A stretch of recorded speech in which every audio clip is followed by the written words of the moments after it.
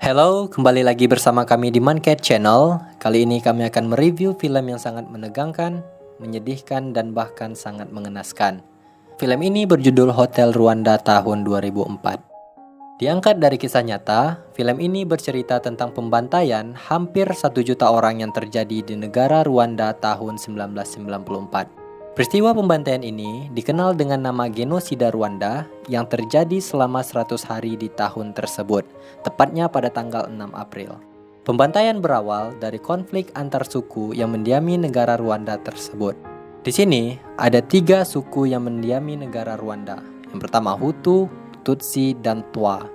Namun, suku Hutu adalah suku yang paling banyak mendiami negara tersebut, sekitar 85% populasi. Diikuti suku Tutsi 14% dan suku Twa 1%. Jadi, pembantaian ini bermula saat Presiden Rwanda Juvenal Habyarimana menjadi korban penembakan saat berada di pesawat terbang.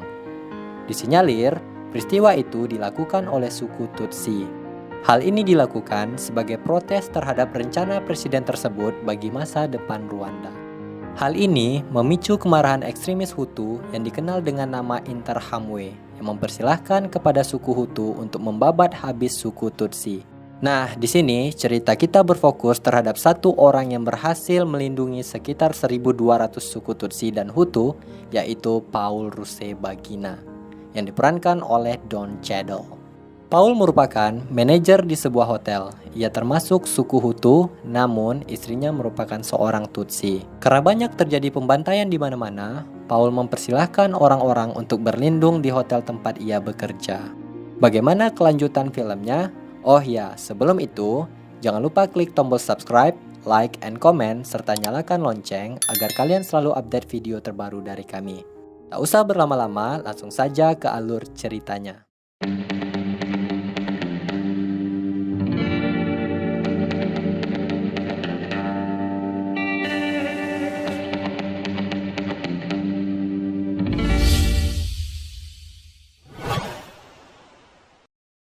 Pada tahun 1994, tampak seorang yang bernama Paul.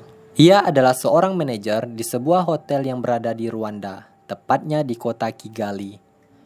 Paul ditemani oleh bawahannya yang bernama Dude, bukan Dude Harlino ya. Di sini, mereka akan segera menjemput pasokan lobster di bandara. Nah, di sini Paul termasuk orang yang disegani karena ia memiliki beberapa kenalan orang-orang penting di negara tersebut. Scene berpindah di mana tampak Paul sedang berbicara dengan seorang yang bernama George Rutaganda. Di sini, Paul ingin membeli beberapa bir untuk pasokan di hotel tempat ia bekerja. Faktanya, George merupakan wakil presiden dari kelompok ekstrim Hutu Interahamwe. Nah, di sini George nantinya adalah pelopor dari pembantaian itu. Going to join us at Diwali today. Saat Paul ingin mengecek bir yang akan ia beli, di sini terungkap bahwa George sedang mengimpor sebuah pedang dan golok dari China. Sehingga hal itu membuat Paul mulai curiga terhadap George. George juga mengajak Paul untuk ikut berpolitik dan bergabung terhadap kelompok Interahamwe. Namun, Paul menolak karena ia sedang fokus bekerja sebagai manajer di sebuah hotel.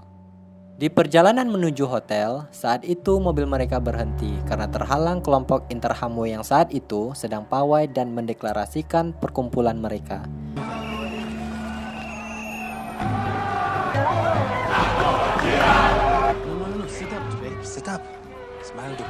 Di sini, Dude tampak panik ketika berpapasan dengan kelompok tersebut. Faktanya, Dude adalah seorang Tutsi. Ia takut karena ia merasa di pawai tersebut ada tetangganya yang mengetahui dia dari kalangan Tutsi.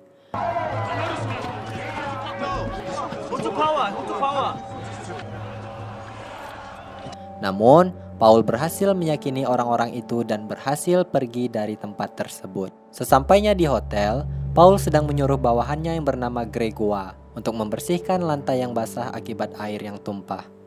Di sini tampak tingkah cuek Gregoire sebagai bawahan Paul. Aduh, ini orang jutek amat sih kerja. Di dapur, setengah dari lobster yang mereka impor pun mati. Lalu, Paul menyuruh koki di hotel tersebut untuk mengisi berbagai menu makanan agar tampak menarik saat dihidangkan. Kemudian, tampak percakapan antara Jenderal Bizimungu dan Kolonel Oliver. Di sini terungkap bahwa kelompok Interahamwe tidak menyetujui perdamaian yang akan dibuat oleh presiden mereka.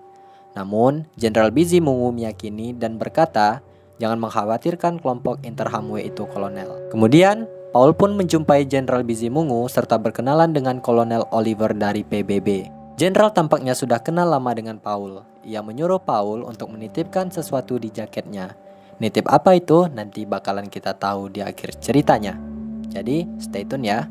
Saat perjalanan pulang, Paul mendengarkan siaran radio, di mana tampak penyiar sedang menebar kebencian kepada kelompok minoritas Tutsi. Dan di sini juga menginformasikan bahwa keadaan mulai memanas setelah presiden mereka mulai menyetujui perdamaian antara kedua etnis tersebut. Kenapa mereka tidak mau berdamai ya? Nah, di sini saya akan mencoba menjelaskannya. Rwanda merupakan bekas jajahan negara Belgia. Dahulu, orang Belgia menggunakan suku Tutsi untuk mengendalikan sistem pemerintahan pada zaman itu dan menjadikan suku Hutu sebagai budak. Suku Hutu yang merupakan mayoritas di negara Rwanda itu membalaskan dendamnya terhadap suku Tutsi atas perbudakan yang dilakukan oleh Belgia. Pada tahun 1990, konflik pun mulai memanas setelah pengangkatan Perdana Menteri Rwanda yang berasal dari suku Tutsi. Oke, kembali ke cerita. Di saat perjalanan pulang, Paul disapa oleh tetangganya yang bernama Victor dan disambut oleh pembantunya Jeremiah. Dari sini kita bisa tahu bahwa Paul memiliki jiwa sosial yang sangat tinggi. Hal itu membuat tetangganya banyak yang sangat menyukainya. Sesampainya di rumah, ia disambut oleh istrinya Tatiana dan tetangganya yang bernama Odette. Bukan Odette di Mobile Legends ya. Lalu, Paul pun kedatangan adik laki-laki dari Tatiana, yaitu Thomas dan istrinya serta membawa 2 anak mereka. Singkat cerita, malam pun tiba. Saat mereka sedang mengobrol, anak Paul yang bernama Roger menghampiri mereka dan berkata, di luar ada tentara. Kemudian, Paul pun bergegas keluar dan melihat apa yang sedang terjadi.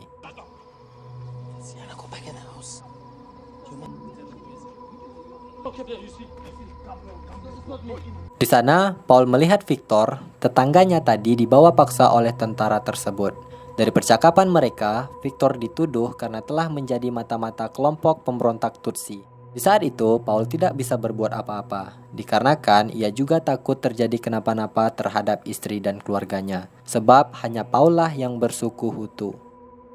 Keesokan harinya, Paul menyambut kedatangan jurnalis PBB dari Inggris. Dari sini, tampak acara perdamaian yang akan dilaksanakan segera oleh PBB di hotel itu.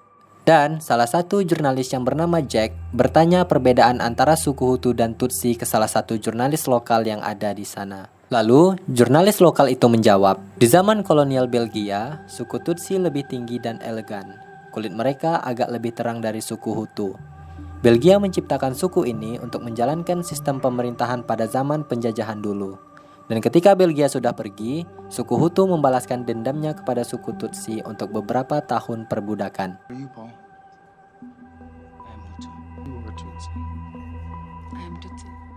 Scene pun berpindah di mana tampak Jenderal Bizimungu sedang diwawancarai oleh Jack. Di sana, Jenderal membantah tuduhan PBB yang dilayangkan terhadap militer mereka untuk melatih milisi Interahamwe melakukan pemberontakan. Kemudian, Kolonel Oliver berbicara di depan umum untuk segera mendeklarasikan perdamaian di antara 2 suku tersebut. Di saat itu, Paul berjumpa dengan Jenderal Bizimungu dan George Rutaganda. Di sana, tampak mereka berpura-pura menyetujui perdamaian yang dilakukan PBB di hotel tersebut. Saat malam tiba, Thomas dan istrinya menghampiri Paul di hotel. Di sana, tampak Thomas ingin pergi dari negara tersebut dan mengajak istri Paul yang juga bersuku Tutsi. Hal itu dikarenakan ia mendapatkan informasi dari asistennya yang merupakan seorang Interahamwe bahwa mereka akan segera melakukan pembunuhan massal terhadap orang-orang Tutsi. Paul sempat meyakini Thomas bahwa PBB telah berada di sini dan semuanya akan baik-baik saja. Di saat perjalanan pulang, di sana tampak jalanan mulai sepi karena listrik mati total di kota tersebut. Kemudian, Paul berpapasan dengan tentara yang mengatakan kepada semua warga untuk tetap berada di dalam rumah. Sesampainya di rumah, Paul terkejut setelah masuk ke dalam rumah dan ternyata tetangga Paul bersembunyi di rumahnya.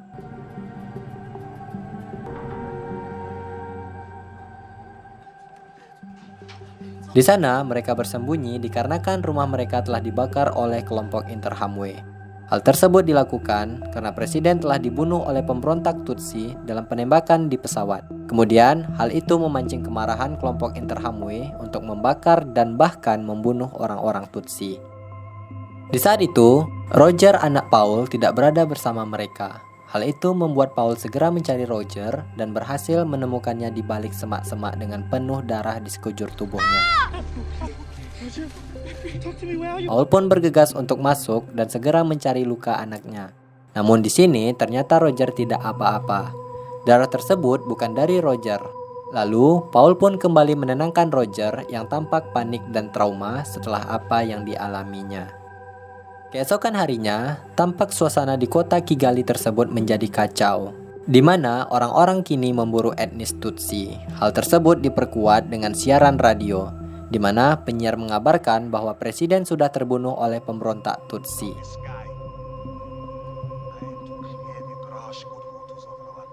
Di saat itu pula, tentara sudah mengepung rumah Paul dan menyuruh orang-orang untuk keluar dari rumah tersebut.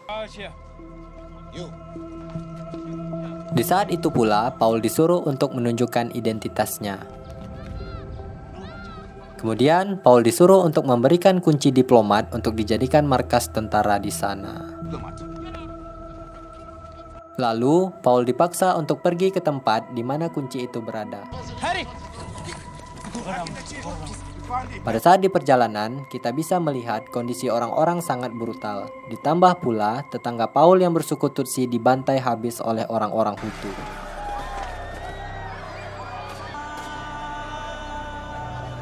Sesampainya di hotel, Paul bergegas ke tempat di mana kunci itu berada. Ia ditemani oleh 2 tentara dan mengambil beberapa uang di sana.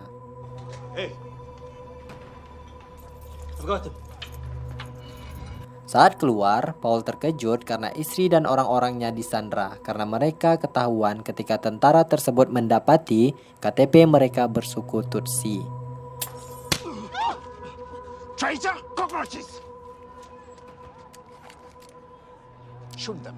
Hal itu membuat tentara Rwanda menyuruh Paul untuk menembaki mereka satu persatu. Di saat itu pula, Paul pun mulai bernegosiasi dengan memberikan sejumlah uang. Di sana, tentara tersebut meminta 10.000 francs per orangnya.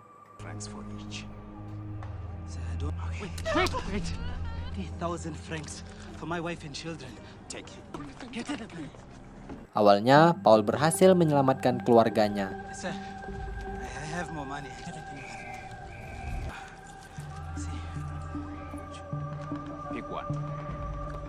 Namun, karena dirasa uang Paul kurang untuk menyelamatkan orang-orangnya, di sini Paul berjanji akan menebus mereka setelah Paul mengambil uang tersebut di hotel yang saat ini ia bekerja. Let's go. Sesampainya di hotel, tentara tersebut menyuruh Paul mengambil uang itu bersama tentaranya, karena mereka takut Paul kabur dan berlindung di balik tentara PBB. Tentara Rwanda itu menahan orang-orang Paul sampai Paul berhasil membawakan sisa uang tersebut.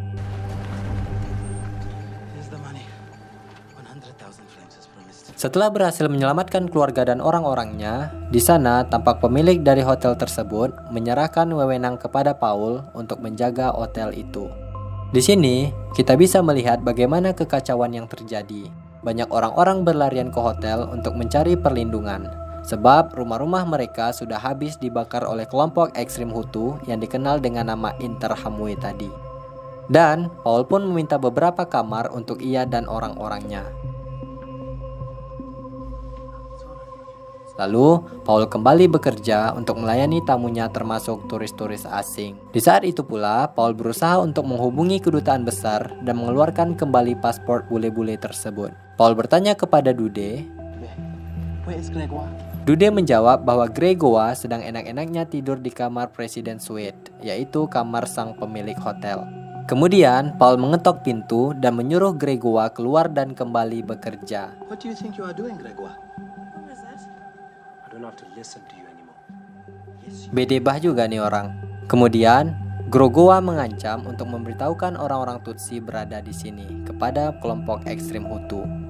Karena terancam, Paul hanya bisa pasrah dengan tingkah laku bawahannya tersebut. Lalu Paul pun kembali melayani tamunya yang setiap detik datang mengunjungi hotel itu. Di sana, Madam Archer meminta tolong kepada Paul untuk memberikan kamar kepada anak-anak yatim yang bersuku Tutsi. Setelah Paul mempersilahkan anak-anak itu masuk ke hotel, Paul meminta bantuan kepada Madam Archer untuk membawakan Thomas dan keluarganya. Saat malam hari, Paul coba meyakini istrinya bahwa semuanya akan baik-baik saja. Lalu, Paul teringat dengan anak-anak yatim yang dibawakan Madam Archer tadi dan bergegas ke kamar mereka. Di sana, Paul menyuruh bawahannya untuk mengurus anak-anak yatim tersebut. Keesokan harinya, saat wawancara, Kolonel Oliver berkata bahwa dia dan orang-orangnya hanya bisa menjaga keamanan dan tidak bisa ikut campur dengan konflik yang terjadi. Setelah selesai, kameramen yang bernama Jack itu meminta izin ke atasannya untuk meliput keadaan di luar hotel. Awalnya, atasan Jack takut melepaskan Jack pergi keluar untuk meliput. Akhirnya, Jack dan rekannya pun tetap keluar untuk mengambil gambar di luar hotel. Di sisi lain, Paul meminta bantuan kepada Kolonel Oliver agar bisa menyelamatkan orang-orangnya dari kelompok ekstrim tersebut. Paul masuk ke ruang dapur dan menyuruh bawahannya kembali bekerja. Di sana, tampak bawahannya sedikit tidak mendengarkan Paul karena bos telah pergi dari hotel dan menganggap Paul bukanlah siapa-siapa. Paul pun menghubungi pemilik hotel yang berada di Belgia. Di sana, ia meminta tolong untuk memberikan dia kuasa agar ia bisa mengendalikan hotel tersebut. Awalnya, pemilik hotel menyuruh Paul untuk segera menutup hotel itu saja. Dikarenakan situasi yang sangat tidak mungkin untuk menutup hotel tersebut, Paul berkata, hal itu membuat atasannya percaya dengan Paul dan memberikan Paul kuasa untuk mengendalikan hotel yang berada di kota Kigali itu. Dengan surat dari Belgia, sekarang Paul berhasil mengembalikan suasana para pekerja yang ada di sana. Kemudian Paul menyuruh mereka untuk kembali bekerja. Di scene berikutnya, Paul disuruh untuk memperbaiki AC oleh kepala jurnalis PBB itu. Dan pada saat itu pula, tanpa berkata-kata, Jack secara tiba-tiba memberikan kaset yang ia liput tadi di luar. Kemudian, atasannya menonton tayangan di mana tampak rekaman pembantaian orang-orang Tutsi yang dilakukan tidak jauh dari hotel itu. Hal tersebut membuat Paul semakin panik. Saat malamnya, Paul berterima kasih kepada Jack karena telah meliputi kondisi yang terjadi di negara Rwanda tersebut. Dengan demikian, dunia akan turut ikut campur setelah melihat kengerian dan pembantaian keji itu.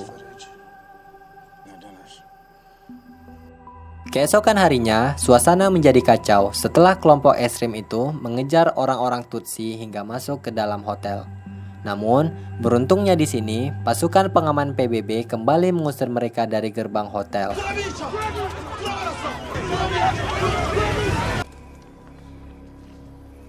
Dari percakapan mereka, ternyata 10 tentara PBB telah tewas dalam konflik tersebut.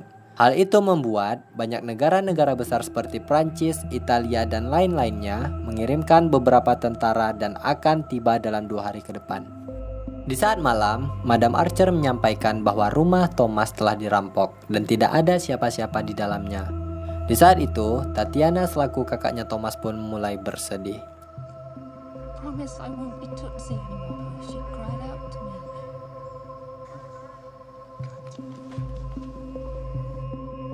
Scene berpindah di mana tampak beberapa tentara telah tiba di hotel tersebut. Di sana, para tamu sangat bahagia setelah kedatangan tentara itu. Namun sayangnya, di sini mereka datang bukan untuk melindungi orang-orang Tutsi, tetapi mereka hanya datang untuk menjemput para turis yang terjebak di sana. Hal itu membuat Kolonel Oliver marah dan merasa kecewa dengan tentara-tentara itu.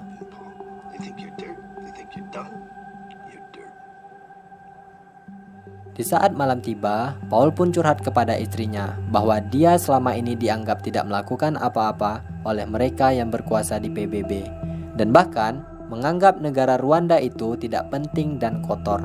Hal itu pun membuat hotel tersebut tidak lagi diamankan oleh para tentara PBB. Kemudian, Tatiana kembali meyakini Paul bahwa dia pasti bisa membawa orang-orang ini ke tempat yang lebih baik. Keesokan harinya, di saat para bule itu meninggalkan hotel tersebut, tampak suasana membaluti mereka, terutama Jack. Jack tidak tega meninggalkan kondisi tersebut, namun karena ini perintah negara, ia tidak dapat menolaknya. Lalu, Jack pun meninggalkan beberapa uang untuk kekasih yang baru ia dapatkan di sana. Cimiwiu.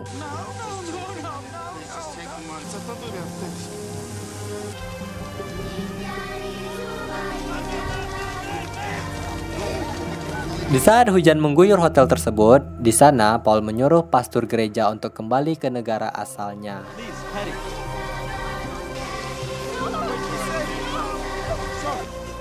Go inside the hotel. Scene yang sangat menguras air mata. Menyedihkan, guys.